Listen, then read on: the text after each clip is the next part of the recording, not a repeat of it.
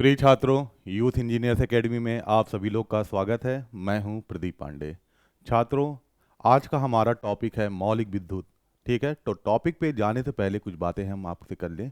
देखिए, जो एग्ज़ाम अभी आया है यूपी आरवीएनएल, ठीक है ना, इसका तो एग्ज़ाम आपका होना है। और साथ ही साथ यूपी पीसीएल की भी, यानी कि यूपी पीसीएल में टीजी2 की भी वैकेंसी आने वाली है। तो देखिए, हमारा लक्ष्य क्या है? हमारा लक्ष्य ऐसा रहेगा कि हम जो भी पढ़ें, हमारा दोनों, चाहे यूपी पीसीएल हो चाहे यूपी आरवीएनएल हो, इन दोनों परीक्षाओं में पूछे जाने वाले सवालों को हम बेहतरीन तरीके से हल कर सकें। ठीक है, तो इसके लिए हमारी कोचिंग यूथ इंजीनियर्स एकेडमी ने ऑनलाइन आपको कोर्स ऑफर किया है। ठीक है, देखिए, ऑनलाइन जो बैच है वो है, उस बैच का नाम है अभ्युदय बैच। और ये शुद्ध हिंदी, मतलब प्योर हिंदी में होगा। ठीक है, सारी चीज़ें आपको हिंदी में बताई जाएंगी। अच्छा, ये देखिएगा, अगर आप क्या कहते हैं, हमको ज्वाइन करना चाहते हैं और अपनी तैयारी को और बेहतरीन करना चाहते हैं, तो आप हमारा ऐप प्ले स्टोर से जाके यूथ इंजीनियर्स एकेडमी, ठीक है ना, प्ले स्टोर पे सर्च करिएगा यूथ इंजीनियर्स एकेडमी। वहाँ से आप ऐप पे जाइए, ऐप को डाउनलोड करिए, और जितनी डिटेल हैं उनको आप देखिए। अगर कोई भी समस्या आपको हो रही है तो सामने ये दिए गए नंबर पे आप बेहिचक कॉल करिए। ठीक है ना, क्योंकि कुछ समस्याएं होती हैं, हर छात्रों को होती हैं कुछ ना कुछ प्रॉब्लम। जाके जब ऐप पे जाएंगे तो आपको कहीं ना कहीं डिफिकल्टीज आएगी, प्रॉब्लम आएगा। तो उसको क्या करना है, आपको इस नंबर पे फ़ोन करिए और यहाँ से सहायता प्राप्त करिए। चलिए, हम अब टॉपिक पे चलते हैं।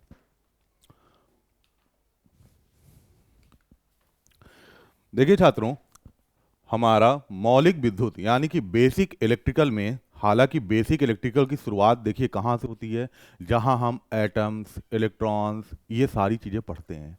लेकिन मैं अभी क्या बात कर रहा हूँ कि जो मौलिक विद्युत यानी कि बेसिक इलेक्ट्रिकल में जो सबसे इंपॉर्टेंट टॉपिक है ना, वो है रजिस्टेंस, प्रतिरोध। प्रतिरोध जो है उससे बहुत ज़्यादा सवाल पूछे जाते हैं। ठीक है, तो हमारा आज का टॉपिक रहेगा रेजिस्टेंस या प्रतिरोध। ठीक है, चलिए।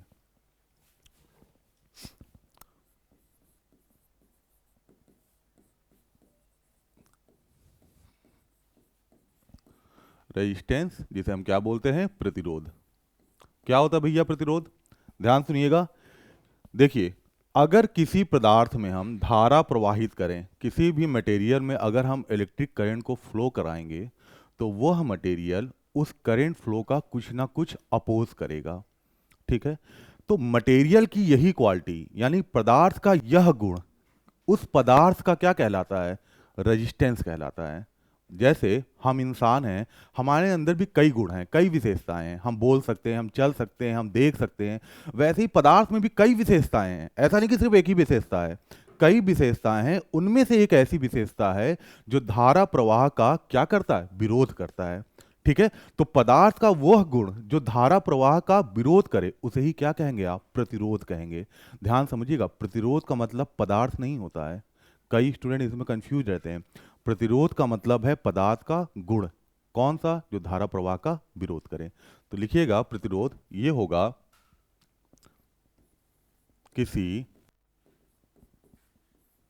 पदार्थ, पदार्थ मीन्स मटेरियल, का वह गुण, वह गुण जो धारा, जिसको हम क्या कहते हैं भैया? करेंट। करेंट, धारा प्रवाह, प्रवाह मीन्स फ्लो, का विरोध करे। विरोध मीन्स अपोज, विरोध करे, उसे, उस पदार्थ का प्रतिरोध कहते हैं। ध्यान समझिएगा क्या कहना चाह रहा हूं मैं।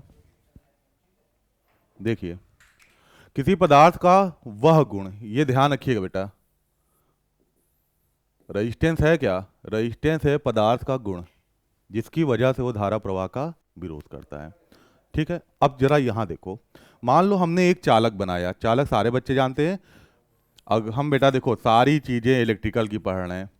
और इलेक्ट्रिकल में हम चीज़ों को तारों से देखते आ रहे हैं बचपन से, तो हम चालक या कंडक्टर से बेहतर समझ पाएंगे अगर हम उसका उच्चारण तार या वायर से करें।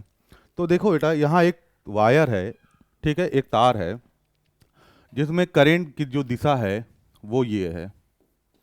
इसमें दिखाया जा रहा है कि करंट एक जगह से दूसरी जगह जा रही है, और ये क्या है भैया, कंडक्टर यानी कि चालक। अब क्या है कि ये जो चालक है ये धारा प्रवाह का विरोध करेगा। अब सर्किट डायग्राम अगर हमें बनाना हो इस कंडक्टर का, ध्यान दीजिएगा, अगर इस कंडक्टर का सर्किट डायग्राम बनाना हो तो सर्किट डायग्राम में आप कहानी नहीं लिखेंगे कि इसका एक कोई गुण है जो धारा प्रवाह का विरोध कर रहा होगा, उसे हम रेजिस्टेंस बोलेंगे। ये तो कहानी नहीं लिखी जाती है। करना क्या है, इसी कंडक्टर को हम सर्किट डायग्राम में ऐसे दिखाते हैं, ये पूरी कहानी आपको बयान कर देगा। ठीक, हमने क्या किया, इस कंडक्टर को सर्किट डायग्राम में एक रजिस्टर से, रजिस्टर यानी कि प्रतिरोध से दिखाया गया है। प्रतिरोध का देखो बनाने का तरीका ये होता है, सिंबल यानी प्रतीक ये होता है। इसको किससे हम प्रदर्शित करते हैं, कैपिटल आर से। ठीक है, तो पहली बात समझिएगा, कंडक्टर ही रजिस्टर है, रजिस्टर। और कंडक्टर का वह गुण जो धारा प्रवाह का विरोध कर रहा उसे कहते हैं भैया रेजिस्टेंस, रेजिस्टेंस। ठीक है, तो ये अगर आपको कभी भी इस इलेक्ट्रिकल में, जैसे बेटा आप आगे पढ़ेंगे मेजरिंग इंस्ट्रूमेंट, जब मशीन पढ़ेंगे तो उसमें आप देखिए जब हम वाइंडिंग का सर्किट डायग्राम बनाएंगे तो वाइंडिंग के सर्किट डायग्राम में रजिस्टर भी आएगा। तो इसका मतलब ये नहीं कि हम कहीं बाहर से रजिस्टर ला के लगा रहे हैं, नहीं। वाइंडिंग को हम बनाए होंगे तांबे या एल्युमिनियम से, तो उस पदार्थ का ही प्रतिरोध को हम वहां दिखाते हैं। ये दिखाने का ये मतलब है कि जो भी करंट फ्लो हो रही है, यह चालक उस करंट के प्रवाह में कुछ ना कुछ विरोध उत्पन्न कर रहा होगा, जिसे आप किससे रिप्रेजेंट कर रहे हैं, आर से। ठीक है, तो पहला चीज प्रतिरोध का ये सिंबल हो गया भैया, प्रतीक हो गया। ठीक, प्रतीक हो गया, देख लीजिए। प्रतीक के बाद किससे हम इसको प्रदर्शित करते हैं, कैपिटल आर से। और इसका मात्रक क्या होता है, मात्रक मीन्स यूनिट, मात्रक, मात्रक भैया यूनिट। इसका यूनिट होता है बच्चों ओम। और इसको कैसे प्रदर्शित करते हैं, ऐसे। ओम बहुत बड़े वैज्ञानिक थे विद्युत के क्षेत्र में, ठीक है, उन्हीं को सम्मानित करते हुए उन्हीं के नाम पे प्रतिरोध का मात्रक ओम रखा गया है। चलो बच्चा लोग स्क्रीनशॉट लेना ले लीजिए, आगे बढ़ते हैं। हाँ, अब बात करते हैं फिर से प्रतिरोध की ही, प्रतिरोध। कुछ बातें समझते हैं प्रतिरोध के बारे में। देखिए, हम अभी जा रहे हैं किस पे, कि प्रतिरोध किन किन कारकों पे निर्भर करता है। ठीक है, कहीं ना कहीं हम जाएंगे, लास्ट में बताएंगे कि प्रतिरोध किन किन कारकों पे निर्भर करता है। अभी बातें समझिए। जैसे मान लीजिए बच्चों, ये एक कंडक्टर है या एक तार है, ठीक है, और इसकी लंबाई है, इसकी जो लंबाई लेंथ है वो मान ले रहे हैं स्मॉल एल। ठीक है भैया, और इसका cross section area, cross section area होता अनुप्रस्थ काट का क्षेत्रफल। क्रॉस सेक्शन एरिया का मतलब, जैसे ये पेन है, अगर इसमें धारा इधर से इधर जा रही है तो आपको क्रॉस सेक्शन एरिया कैसे पता चलेगा, आप इस पेन को ऐसे धारा की दिशा में लंबवत ऐसे काटिए, ऐसे ऐसे कट करिए। कट करने के बाद इसको ऐसे देखिए, तो जो भी क्षेत्रफल आपको नजर आएगा वही उसका क्या होता है, क्रॉस सेक्शन एरिया या अनुप्रस्थ काट का क्षेत्रफल। तो अगर आपको अनुप्रस्थ काट का क्षेत्रफल चाहिए तो आपको यहां से देखना पड़ेगा। ये आपकी आंखें हो गई, और ये यहां से देखेंगे जब आप, आईज, ह्यूमन आईज, तो यहां से आपको क्या दिखेगा, जो भी कंडक्टर का हिस्सा दिख रहा, चालक का हिस्सा दिख रहा, वही क्या, उसका अनुप्रस्थ काट। जैसे ये हिस्सा, ये हिस्सा है बेटा इसका अनुप्रस्थ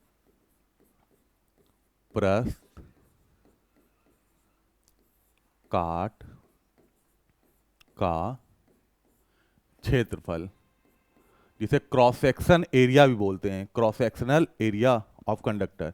और इसे हम किससे रिप्रेजेंट करते हैं भैया, कैपिटल ए से। तो एक चालक है जिसका लंबाई एल है, जिसका क्रॉस सेक्शन एरिया ए है। अब बात करते हैं इसके रेजिस्टेंस की। ठीक है, रेजिस्टेंस,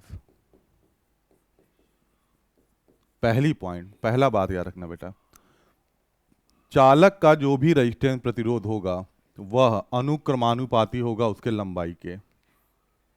ये बात याद रहेगी। पहली बात, चालक का प्रतिरोध चालक के लंबाई, लेकिन ध्यान रखिएगा कौन सी लंबाई, करंट की दिशा में उसकी क्या लंबाई है, ठीक है, उसके क्या होगा, अनुक्रमानुपाती होगा, यानी कि प्रोपोर्शनल होगा। दूसरी चीज ये होती है कि जो प्रतिरोध होगा, चालक का प्रतिरोध, वह उसके अनुप्रस्थ काट के क्षेत्रफल के व्युत्क्रमानुपाती होगा। ठीक है, व्युत्क्रमानुपाती का 1/a हो जाता है। सारे बच्चे इतना गणित बेटा याद होगा आपको ही। तो व्युत्क्रमानुपाती में जैसे अनुक्रमानुपाती कहें तो ऐसे लिखेंगे, और व्युत्क्रमानुपाती कहते हैं तो क्या करते हैं, 1/, ऐसे लिखते हैं। ठीक है, यहां तक बात समझे।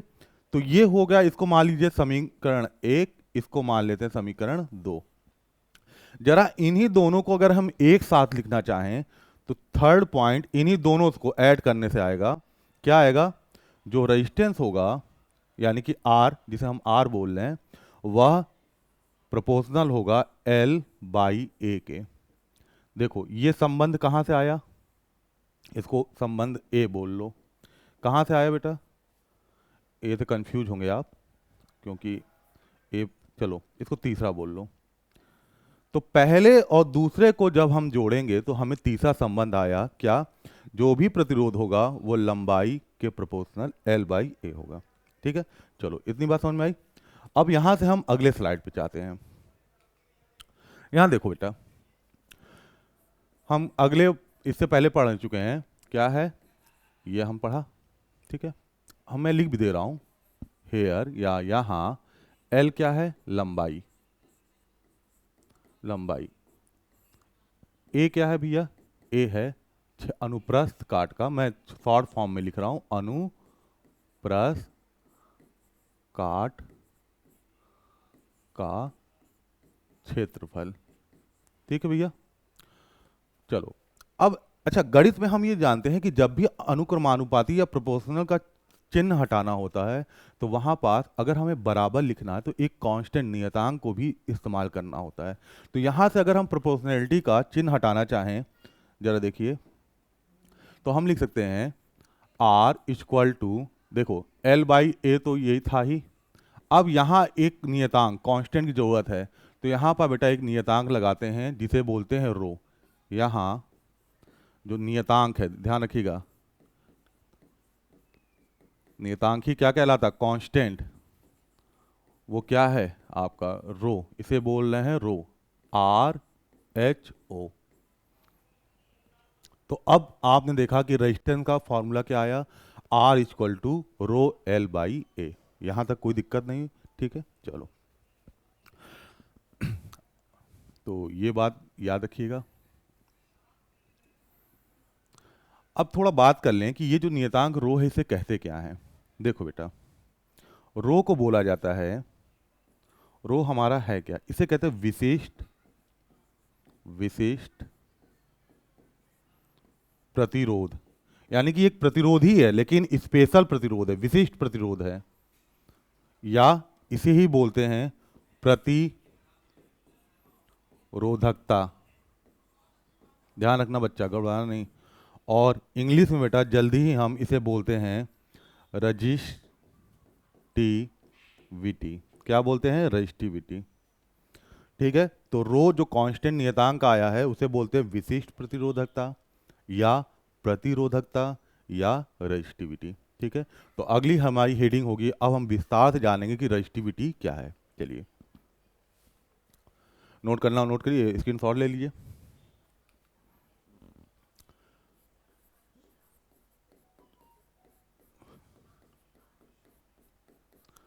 रजिस्टिविटी जरा देखो, अगर हम इसको परिभाषित करना चाहें, परिभाषित मीन्स इसकी परिभाषा देना चाहें तो कैसे देंगे, है ना। तो देखिए हमें पता है, हम देखें R इक्वल टू क्या है भैया, रो L/A।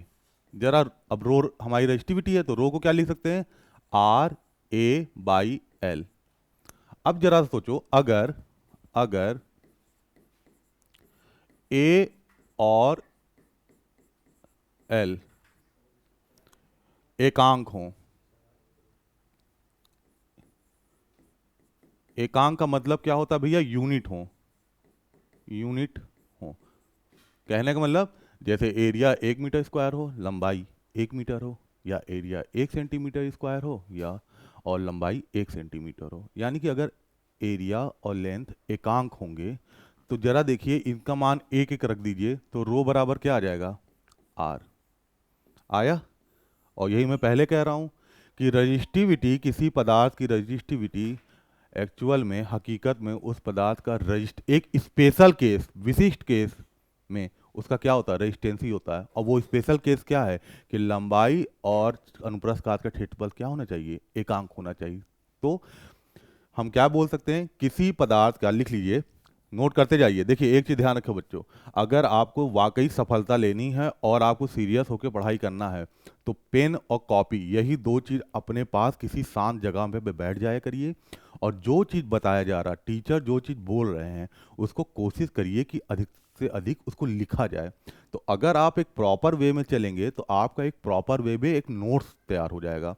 और नोट्स एक बार बन गया और उस नोट्स बनाने में आपने कुछ मेहनत भी किया है, साथ साथ पढ़ते और समझते जा रहे हैं, तो फिर आपका सिलेक्शन से कोई रोक नहीं सकता है। ये ध्यान रखिएगा। TG2 में क्वालिफाई करना या इसको क्या कहते हैं, क्रैक करना बहुत मुश्किल काम नहीं है। मुश्किल यही है कि हम थोड़ा सा सीरियस होके, बहुत परेशान होने की जरूरत नहीं है कि दुनियादारी छोड़ दिया और उसके बाद आगे काम कर रहे हैं। इत्मीनान से पेन कॉपी लीजिए, नोट्स बनाते चलिए, जो पढ़ाया जा रहा है उसको देखते जाइए, चीज़ें आप खुद ही आगे समझ में आएगी। चलिए, तो क्या होगा भैया, किसी पदार्थ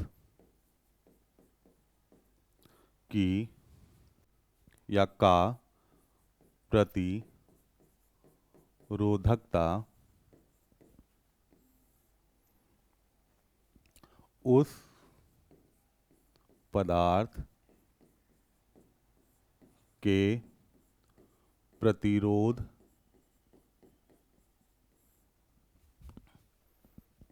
के बराबर होगी। कब? जब लंबाई L और क्षेत्रफल, अनुप्रस्थ काट का क्षेत्रफल A, दोनों क्या हों, दोनों एकांक हों, एकांक हों। ठीक है। तो ये तो परिभाषित की बात हो गई भैया, परिभाषा हो गई। परिभाषा बहुत ज़्यादा तो इंपॉर्टेंट नहीं है आपके लिए, लेकिन हाँ हमको इसका मात्रक बहुत ज़्यादा पूछा जाता है सवाल में। ठीक है, तो देखो मात्रक की बात कर लें तो सारे बच्चे देखो, मात्रक के लिए आप क्या करो, यहाँ से आओ, यहाँ से देखो, ये देखो रास्ता बनाया मैंने, और यहाँ पास देखो रो बराबर, इन जितनी चीज़ें लिखी हैं सबका मात्रक लिखो। रजिस्टेंस का मात्रक ओम, एरिया क्षेत्रफल का मात्रक मीटर स्क्वायर, लंबाई का मात्रक बेटा मीटर। अब देखो एक स्क्वायर ऊपर है, नीचे एक है, तो 1 मीटर से एक ही कटेगा ना, एक बच जाएगा, तो इसका मात्रक क्या हो जाएगा, ओम मीटर। क्या बोलोगे भैया, रेजिस्टिविटी का मात्रक या प्रतिरोधकता का मात्रक, ओम मीटर। याद रहेगी, ये इंपॉर्टेंट है, ये चीज आपका इंपॉर्टेंट है। ऊपर का परिभाषा आपको उतना इंपॉर्टेंट नहीं है, लेकिन प्रतिरोधकता का मात्रक क्या होता है ये आपका बहुत ज़्यादा कई बार पूछा गया है, देख लीजिए, और ये काफ़ी महत्वपूर्ण है। ठीक, चलिए अब बात करते हैं प्रतिरोधकता यानी कि रजिस्टिविटी किन किन कारकों पे निर्भर करता है। रजिस्टिविटी ऐसे लिखिए, इत्मीनान से पढ़िए, किन किन कारकों पर निर्भर करता है। एक हेडिंग लिखिए कि देखो ये भी पूछा जाता है, ऐसे सारे बच्चे याद कर लेते हैं कि प्रतिरोध किन किन कारकों पर निर्भर करता है, लेकिन अगर सवाल ये आए कि प्रतिरोधकता, ठीक है, प्रतिरोधकता किन किन कारकों पर निर्भर करेगा, तो वो थोड़ा सा बच्चे गलत कर देते हैं। तो इत्मीनान से चलिएगा। पहला बेटा होगा, पहला पदार्थ, पदार्थ की प्रकृति। प्रकृति मीन्स उस पदार्थ का क्या नेचर है, अब आप सोचेंगे सर ये प्रकृति नेचर को समझ नहीं पा रहे हैं। इसका मतलब ये है बच्चा कि अगर पदार्थ को, जैसे तांबे का आपने पदार्थ लिया, मटेरियल तांबे का तार लिया, और आप एक अलग से कोई तार लिए हो जो एल्युमिनियम का बना है, तो तांबा और एल्युमिनियम ये दो पदार्थ के नेचर अलग अलग हो गए, इनकी प्रकृति अलग अलग हो गई है। ठीक है, तो चलो इसको समझने के लिए जरा ऐसा कर लीजिए। देखो यहाँ देखिए, हम दो कंडक्टर लेते हैं। एक बेटा ये कंडक्टर लिया, मान लो इसको किसका बनाया है, कॉपर, तांबे का बनाया है। ठीक, और एक और कंडक्टर लिया, इसको बच्चा बनाया एल्यूमिनियम का।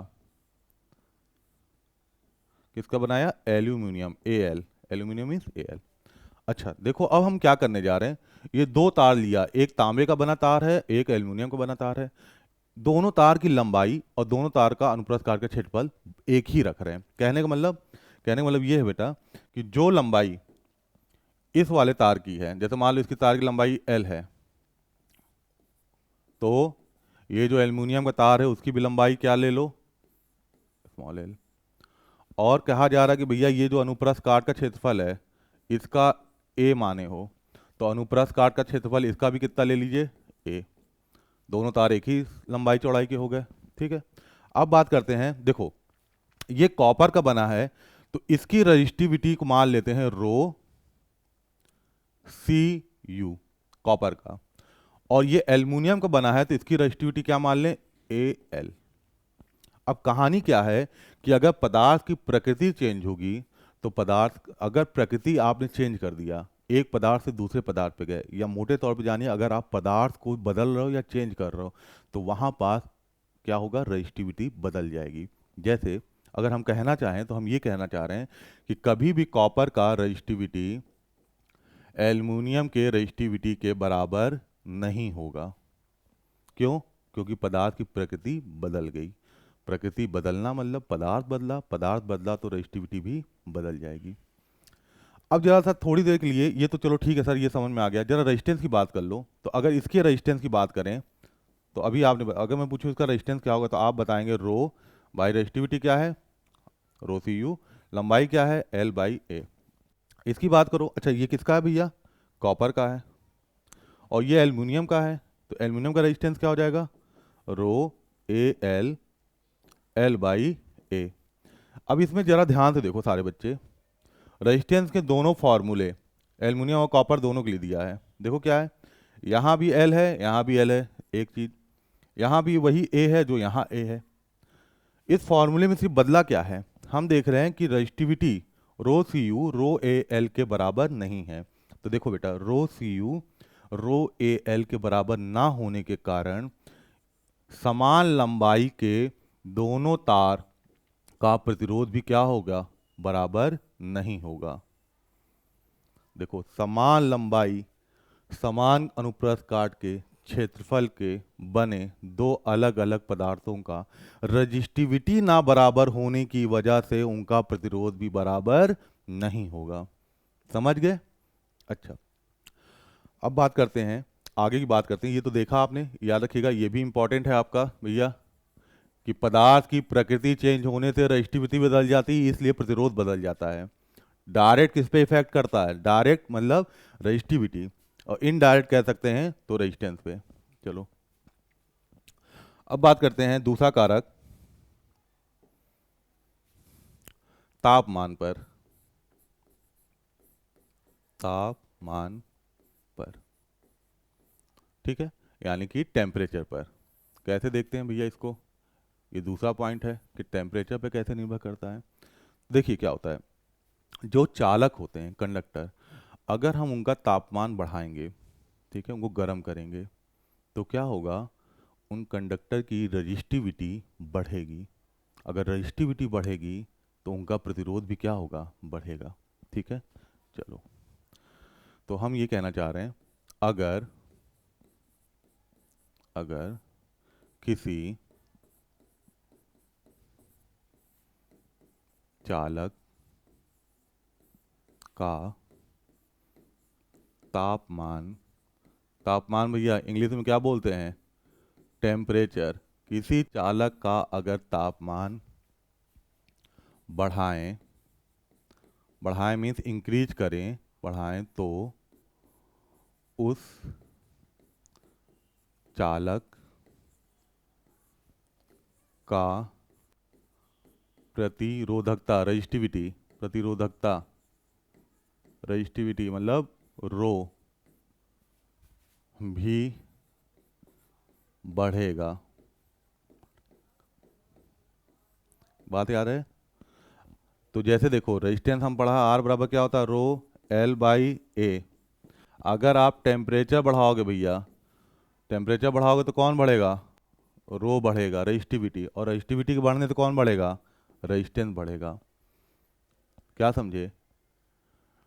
तापमान बढ़ाओगे तो तापमान का डायरेक्ट किस पे असर पड़ेगा, रजिस्टिविटी पे, यानी कि रजिस्टिविटी बढ़ेगी, और रजिस्टिविटी के बढ़ने से कौन बढ़ेगा, रेजिस्टेंस बढ़ेगा। तो हम ये कह सकते हैं कि अगर हम चालक का तापमान बढ़ाएंगे तो उसका प्रतिरोध बढ़ जाता है। तो ध्यान रखिए बेटा, ऐसा पदार्थ यानी कंडक्टर, ये कह सकते हैं कंडक्टर यानी चालक, कंडक्टर कह लो चालक को धनात्मक, धनात्मक तापमान गुणांक, एक मिनट, तापमान गुणांक, इसको बोलते हैं बेटा धनात्मक तापमान गुणांक को। इंग्लिश में ध्यान रखिएगा, हिंदी से ज़्यादा इंपॉर्टेंट इसकी इंग्लिश है। क्यों, अभी समझेंगे। Positive temperature coefficient, positive temperature coefficient type material होता है।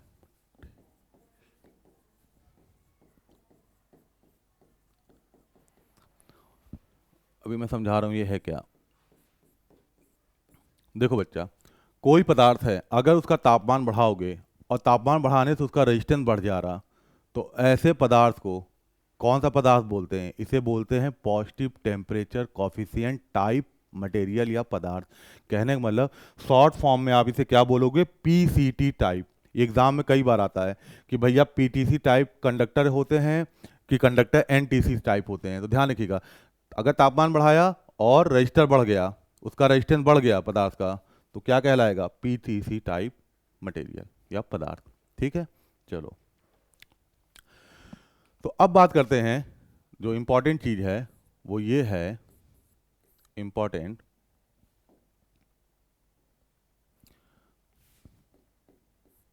कि फैक्टर, घबराओ मत, इंग्लिश देख के, factor on which resistance depend.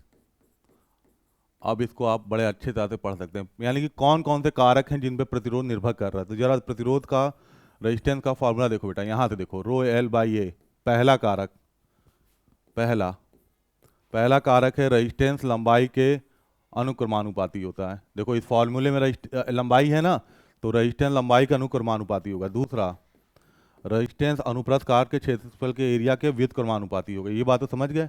अब जरा देखो यहां पास, अब आ जाओ बेटा रजिस्ट्री पे, ये दो चीज़ों पे।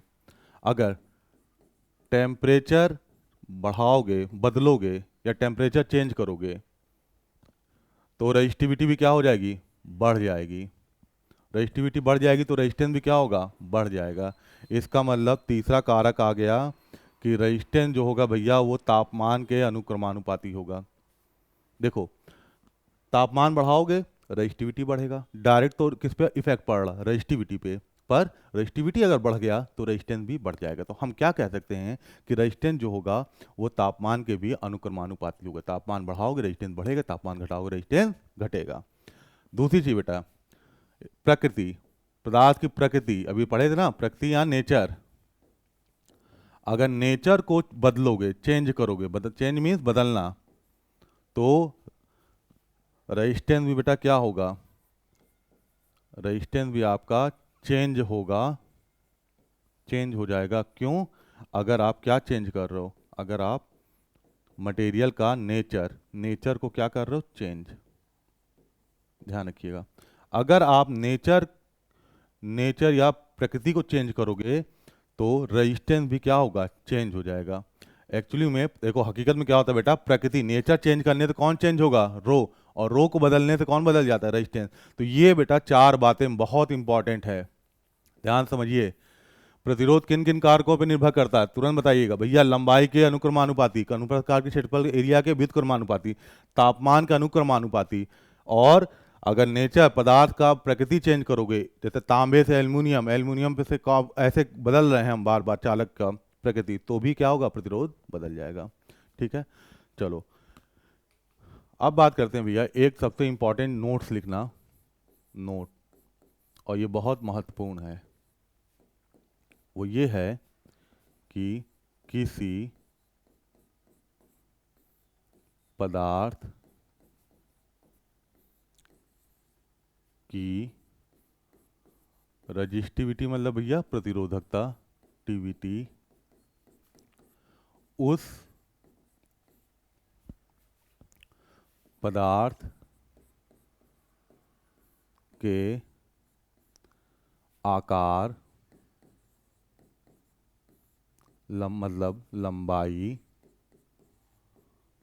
चौड़ाई तथा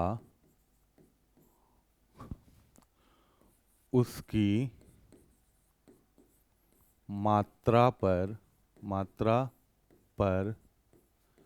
निर्भर नहीं करता। ये बहुत इंपॉर्टेंट चीज़ है भैया, ध्यान समझिए। क्या कह रहा, किसी पदार्थ की जो रजिस्टिविटी बेटा, जो प्रतिरोधकता होती है ना, वो उस पदार्थ की लंबाई, उसकी चौड़ाई, उसका आकार, उसकी कितनी मात्रा है, इन पे निर्भर नहीं करता। एक एग्जांपल, जैसे बेटा आपने तांबे का इतना बड़ा सा गोला लिया, इतना बड़ा, किसका है भैया, तांबा, तांबे का, कॉपर, तांबा मीन्स कॉपर,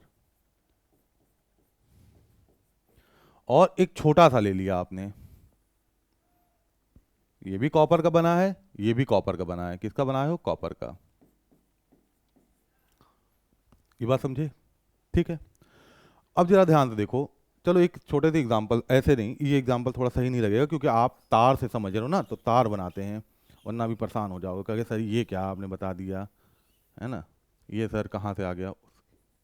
देखो ये बेटा एक इतना मोटा तार आपने लिया, तांबे का बना, देख रहे हो ना, काफी मोटा है कि नहीं है ना, हाँ।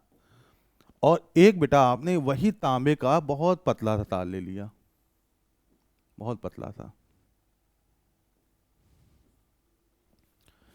अब कहानी ये है, देखो बच्चा, इसकी लंबाई मान लो L1 है, जो भी है कुछ, और इसकी लंबाई मान लो बेटा L2 है, फिर इसका क्षेत्रफल A1 है, इसका क्षेत्रफल अनुप्रस्थ काट का A2 है। कहने का मतलब इनकी लंबाई बराबर नहीं है, इनका क्या कहते हैं, अनुप्रस्थ काट का क्षेत्रफल बराबर नहीं है, तो इनकी प्रतिरोध अलग हो सकता है।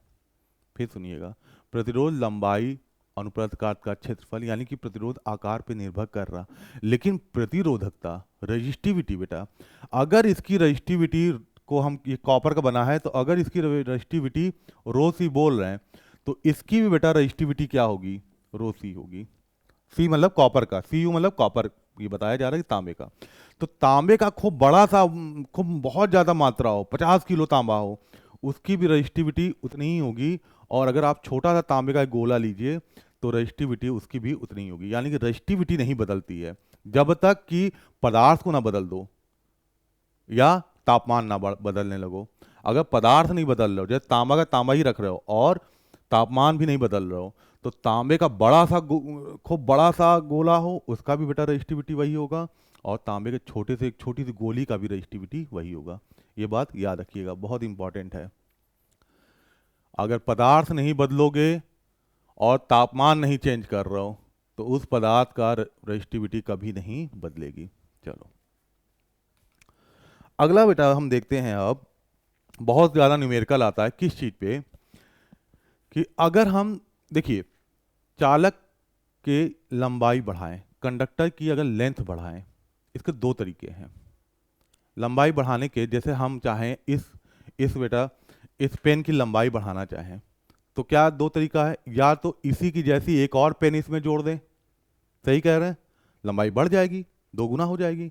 या एक और तरीका है कि इसी पेन को पकड़ के ऐसे खींचें और खींच के बढ़ाएं। तो अब बात करते हैं, अगला टॉपिक है हमारा कंडक्टर यानी कि तार की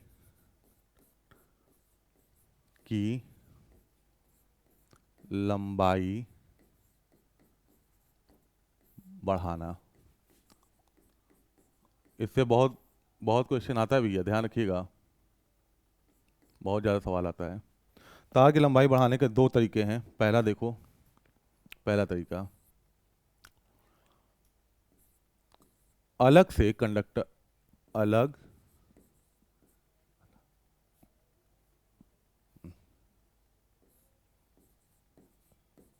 अलग से कंडक्टर लाकर जोड़ना। इसका क्या मतलब है भैया, कि जैसे समझो यहाँ पास हमारे पास एक कंडक्टर है, देखो कंडक्टर में तार है जिसकी लंबाई बेटा हम बोल ले रहे हैं एल, और इसके अनुप्रस्थ काट का, ये जो अनुप्रस्थ काट है ना भैया, इसका जो क्षेत्रफल है वो क्या है ए। अब हमें इसकी लंबाई बढ़ाना है। इसकी लंबाई बढ़ाने के लिए क्या करें, चलो थोड़ा सा कलर चेंज कर लें भैया। एक इसी लंबाई के बराबर एक और जो है चालक लाएं और उस चालक को इसके साथ क्या करें, जोड़ दें। देखो लंबाई बढ़ गई ना तार की। हम जनरली तार की लंबाई ऐसे ही बढ़ाते हैं, पहले से जो तार पड़ा है उसमें दूसरा तार लाके जोड़ देते हैं। तो वही चीज़ यहाँ किया गया है। पहले से एक हरा वाला तार पड़ा है, इसमें हमने लाल वाला तार लाके जोड़ दिया, जिसकी लंबाई भी हम मान ले रहे वही है और इसका अनुप्रस्थ काट का क्षेत्रफल भी वही है। और एक और चीज, जिस पदार्थ का ये बना है उसी पदार्थ का हम मान ले रहे हैं ये भी बना है, यानी कि ये तांबे का है तो ये भी तांबे का है। ठीक, इतनी बात समझे। तो अब पहले बात समझो, लंबाई या जोड़ने से पहले की बात करो, जोड़ने से पहले देखो बेटा, जोड़ने से पहले सिर्फ ये हरा वाला था ना, तो इसका कितना प्रतिरोध होगा, आर बराबर रो एल बाई ए, यही इसका प्रतिरोध होगा। इसको इस प्रतिरोध को बेटा बोल दे रहे हैं पहले, मतलब ओल्ड, पहला प्रतिरोध मतलब ओल्ड, पहले का। हरा रंग का कंडक्टर है और हम चाह रहे हैं कि इसका प्रतिरोध कितना होगा, तो वो होगा रो एल बाई ए। अच्छा, अब बात कर लें जोड़ने के बाद। जोड़ने के बाद ये क्या कह रहा, कि अब आपने क्या किया, हरे वाले के साथ एक लाल वाला जोड़ दिया, और लाल वाला जोड़ने के बाद कह रहा अब बताओ इस पूरे तार का कितना प्रतिरोध होगा।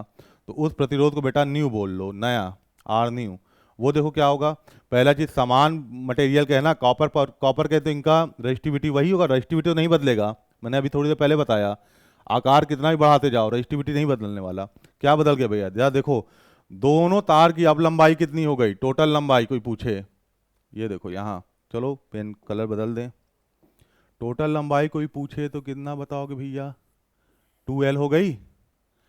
लेकिन अनुप्रस्थ काट का क्षेत्रफल कितना रहा, अभी भी उतना ही है ना, क्योंकि आप तो सिर्फ लंबाई बढ़ा रहे हो। चलो, यानी कि 2L बाई ए, ये हो गया बेटा समीकरण। अच्छा, अब देखो इसी को क्या लिख सकते हैं, दो को बाहर कर लो, बाहर कर लिया, रो एल बाई ए लिखे। अब देखो ये क्या है बेटा, ये रो एल बाई ए, यही तो है, rho L by A, R old, rho L by ए।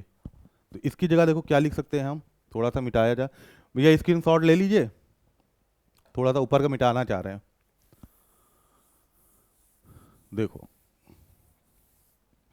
यहां देखो बेटा, रो एल बाई ए क्या है, यहां भी रो एल बाई ए है, तो हम कह सकते हैं आर न्यू, नया रजिस्टर जो होगा वो दो गुना हो गया ना किसके, आर ओल्ड के। अब कुछ बच्चे सर में सोच रहे होंगे सर ये आर ओल्ड आया कहाँ से?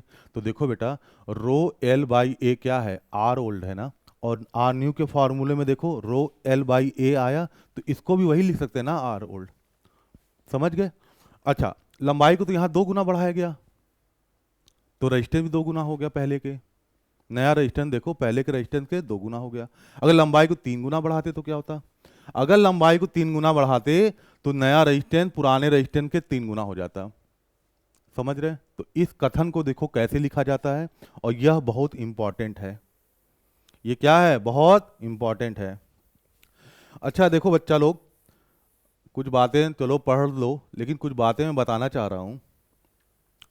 पढ़ाई ऐसी चीज है ना भैया, जिसको बहुत जितना इत्मीनान से पढ़ोगे, जितना आराम से धैर्य से पढ़ोगे, उतना जल्दी पढ़ाई खत्म होती है और उतना समझ में आएगा। ठीक है, इत्मीनान से सुनो बस।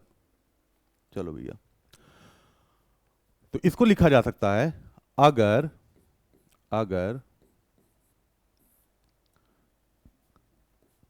तार की लंबाई लंबाई अलग अलग से तार लाकर, तार की लंबाई अलग से तार लाकर जोड़ने से बढ़ाते हैं तो अलग से लाके n गुना कह लो लंबाई, थोड़ा सा वो लंबाई ऐसे जोड़ने से। देखो, अगर तार की लंबाई अलग से तार लाकर जोड़ने से, क्या कह लें, मान लो x कह लें, x गुना बढ़ा दें, या ऐसे लिखो x गुना बढ़ा दें, तो तार का प्रतिरोध x गुना बढ़ जाएगा। ठीक है, अगर एक जैसे मान लो बेटा ये मार्कर है, इसकी लंबाई हम बढ़ाना चाह रहे हैं, तो इसकी लंबाई को अलग से और अलग से तार ले आए, इसकी लंबाई 2 गुना, 3 गुना, 4 गुना, 10 गुना, 11 गुना, जितने गुना कर दें, ठीक है ना, नया प्रतिरोध भी क्या हो जाएगा? जो नया प्रतिरोध आर न्यू होगा बेटा। आप जितने तार जोड़े हो ना, सबके समूह की बात कर रहे हैं। देखो, अगर तार की लंबाई अलग से तार लाकर जोड़ने से x गुना बढ़ा दें, तो अब पूरे समूह में जो तार आ रहे हैं का प्रतिरोध x गुना बढ़ जाएगा। जैसे आर न्यू बराबर क्या लिखोगे? R old. देखो ये x है, x गुना बढ़ जाएगा। लेकिन एक चीज और, मान लो तार बहुत लंबा है, आपने उसको 20 से काट दिया, अब 2 हिस्से हो गए। अब कोई कहेगा इस हिस्से का प्रतिरोध क्या होगा? तो जैसे लंबाई बढ़ाने से x गुना करने से प्रतिरोध x गुना हो जाएगा। अगर लंबाई बढ़ाओगे तो x गुना बढ़ जाएगा, लेकिन लंबाई कम करोगे तो x गुना कम भी हो जाएगा।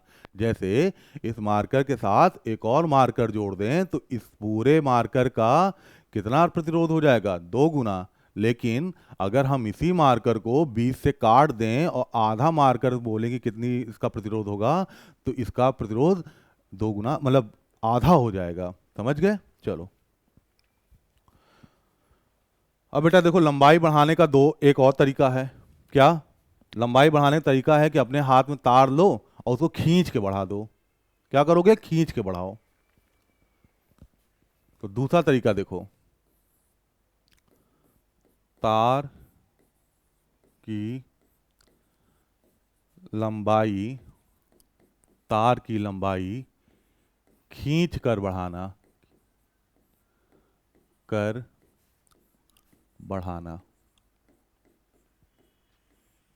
ठीक, तार की लंबाई क्या कर रहे हो भैया? खींच के बढ़ा रहे हो।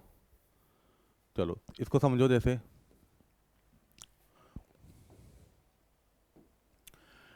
ये देखो, यहां पास हमारे पास बेटा एक क्या है? एक कंडक्टर है। चालक है। मान लेते हैं बेटा इस चालक की लंबाई जो है, इस चालक की जो लंबाई है वो है एल, स्मॉल एल है, घबराने की कोई बात नहीं। और इसका क्रॉस सेक्शन एरिया क्या है, कैपिटल ए। अब आप देखो, जैसे मेरे हाथ में तार है, इसकी लंबाई बढ़ाना है, तो अभी तक क्या कर रहे थे, इस तार के साथ और तार जोड़ रहे थे, है ना। लेकिन आप क्या कर रहे हैं, इसी तार को ऐसे हाथ से पकड़े और खींच रहे हैं। ऐसा बहुत काम किए जिंदगी भर में, वही समझो, खींच रहे हैं ऐसे। तो खींचने पे क्या होगा, इसकी लंबाई तो बढ़ेगी लेकिन तार पतला होता जाएगा ना। जैसे रबड़ बैंड लेते हो हाथ में, रबड़ को ऐसे खींचते हो तो रबड़ लंबा तो होता जाता है लेकिन पतला होता जाता है ना। वही चीज यहां होगा। अब खींच रहे हो यानी कि इधर से भी बल लगा रहे हो, ये बल है भैया एफ, और इधर से भी बल लगा रहे हो। तो जब दोनों दिशाओं से ऐसे खींचोगे तो ये मान लो बेटा तार की लंबाई बढ़ गई, ये लो इतना बढ़ा दिया,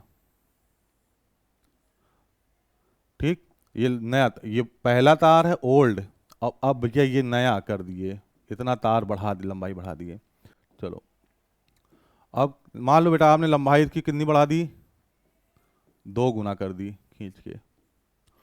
अब ध्यान रखना इसमें बहुत ज़्यादा परेशान नहीं होने की बात है। अगर लंबाई 2 गुना कर दोगे ना खींच कर, तो अनुप्रस्थ काट का क्षेत्रफल आधा हो जाएगा। तो अगर यहाँ ए था तो अब यहाँ पास का क्षेत्रफल क्या हो जाएगा, आधा, पतला हो जाएगा। 2 गुना लंबाई करोगे तो तार 2 गुना पतला हो जाएगा। अच्छा यहाँ पास देखो भैया, यहाँ पास पहले वाले केस में क्या रेजिस्टेंस आएगा, पुराना ओल्ड, जब चालक ऐसे है तो कितना रेजिस्टेंस आएगा, रो एल बाई ए। वही पदार्थ बेटा खींच के बढ़ाएं तो इसका भी रेजिस्टिविटी वही होना चाहिए ना, तो परेशान नहीं होना है।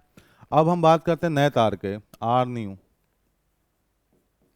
क्या होगा, देखो रो तो नहीं बदलेगा ना, पदार्थ तो वही है। लंबाई कितना कर दिए, 2 गुना। अब क्षेत्रफल कितना हो गया बेटा, आधा। अब जरा देखो ये 2 ऊपर पहुंचेगा तो ये 4 हो जाएगा, रो एल बाई ए। अब जरा इतने को देखो, रो एल बाई ए है क्या, आर ओल्ड है ना, तो हम आर न्यू को क्या लिख सकते हैं, आर ओल्ड।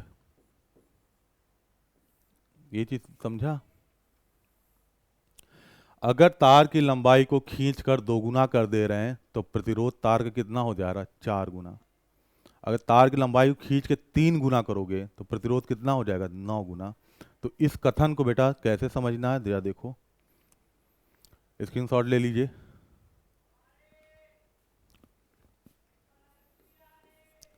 अगर किसी तार की लंबाई खींच कर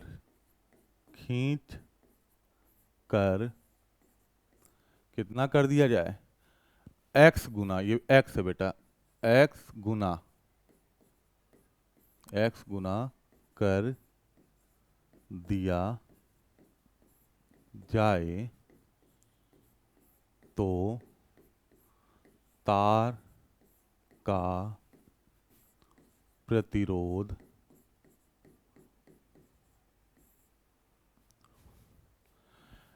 एक्स स्क्वायर गुना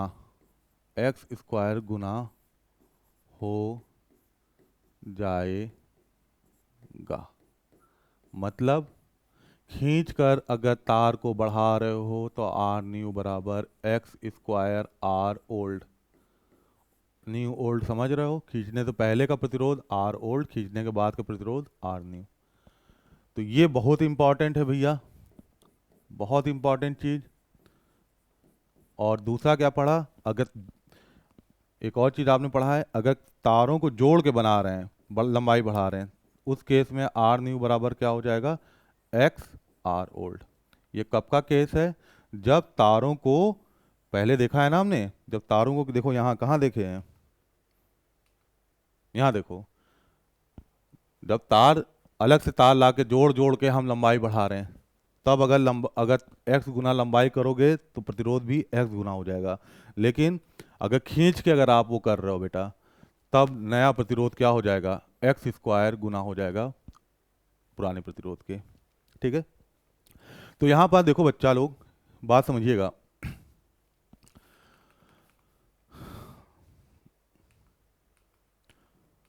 कुछ बातें करना है तो पीछे जाना पड़ता है। हाँ, देखो बेटा, ये हम हैं, हमारा नाम प्रदीप पांडे है, और मैं आपको टेक्निकल का पूरा कोर्स पढ़ाऊंगा। वो कोर्स आपके यूपी आरवीएनएल और यूपी पीसीएल दोनों के लिए बहुत ही ज़्यादा आपके यूपी उपयोगी होगा। लेकिन एक तरीका सुनिएगा, बहुत ज़्यादा परेशान होकर नहीं पढ़ना या चिल्लाहट के साथ, ऐसा नहीं। पेन कॉपी लेके किसी शांत जगह पे बैठ जाना, जो चीज़ बोल रहे हैं उसको इत्मीनान से लिखते जाना, ठीक है, और समझने की कोशिश करिएगा। बहुत टफ नहीं है पढ़ाई, टफ नहीं है, तरीके बहुत कठिन इसलिए लोग कर नहीं पाते हैं। तो आसान तरीका क्या है, पेन कॉपी लेके किसी एकांत जगह पे बैठिए, जो मैं बोल रहा हूँ, जो पढ़ा रहा हूँ उसको नोट करते जाइए। और मेरी जिम्मेदारी है कि आपके एग्ज़ाम से पहले सिलेबस कैसे ख़त्म करना है। ठीक है, और देखिए अभी मैंने क्या बात की, आज मैंने बात किया रेजिस्टेंस का। ठीक है, और अभी इस पे और बातें होनी है, वो बातें आएंगी। हाँ, देखिएगा हमारी कोचिंग जो भैया है यूथ इंजीनियर्स एकेडमी नाम से है, पेन का कलर चेंज कर लें तो और अच्छा सा दिखेगा। ये देखो, ये हमारी कोचिंग है यूथ इंजीनियर्स एकेडमी, लखनऊ में है भैया, आलमबाग इलाके में। और विगत 6 सालों से हमारे यहाँ TG2 और SSC JEE के बहुत से बच्चे परीक्षा मतलब पढ़े हैं, यहाँ तैयारी किए हैं, तैयारी करने के बाद परीक्षा दिए हैं और सफलता भी मिली है उन्हें। लेकिन सभी को नहीं मिलती है, किसको मिलेगी, जिसने मेहनत भी किया था। और ऑनलाइन कोर्स, सारी चीज़ें आपको पता ही है, फीस वो देख लेना, बहुत ज़्यादा है नहीं फीस, है ना। चलिए, तो पढ़ाई को जारी रखिएगा। इसके बाद हम मिलते हैं कलर कोडिंग ऑफ रेजिस्टेंस, प्रतिरोध का रंग, रंग से पहचानना कि प्रतिरोध कितने ओम का है। धन्यवाद।